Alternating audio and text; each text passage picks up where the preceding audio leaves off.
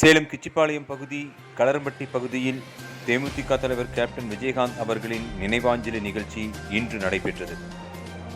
மாநகர மாவட்ட செயலாளர் ராதாகிருஷ்ணன் மலர் தூவி 500 பேருக்கு அன்னதானம் வழங்கினார்.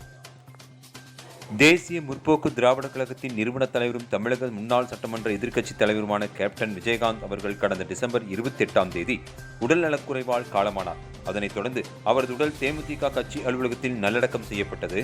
இந்த நிலையில் தேமுதிக தலைவர் கேப்டன் விஜயகாந்த் அவர்களின் மறைவுக்கு தமிழகத்தின் பல்வேறு பகுதிகளிலும் தேமுதிகவினர் மற்றும் பொதுமக்கள் அஞ்சலி செலுத்தி வருகின்றனர். அதன் ஒரு பகுதியாக தேமுதிக தலைவர் விஜயகாந்தின் நினைவேந்தலை ஒட்டி சேலம் மாநகர் மாவட்ட தேமுதிக சார்பில் கிச்சிபாளையம் பகுதி 44வது வார்டு களரம்பட்டி பகுதியில் விஜயகாந்த் திருவுருவப்படத்திற்கு மாலை அணிவித்து அஞ்சலி செலுத்தும் நிகழ்ச்சி இன்று நடைபெற்றது. கிச்சிபாளையம் பகுதி செயலாளர் MP விஜய் தலைமையில் நடைபெற்ற இந்த நிகழ்ச்சியில் 44வது வார்டு செயலாளர் ஆசைத்தம்பி, செல்வம், கோபால் ஆகியோர் முன்னிலையில் நடைபெற்ற இந்த நினைவேந்தல் நிகழ்ச்சியில் மாநகர மாவட்ட செயலாளர் ராதாகிருஷ்ணன் கலந்து கொண்டு விஜயகாந்த் திருவுருவப்படத்திற்கு மலர் தூவி அஞ்சலி செலுத்தினார். தொடர்ந்து பொதுமக்களுக்கு அன்னதானம் வழங்கும் நிகழ்ச்சி நடைபெற்றது.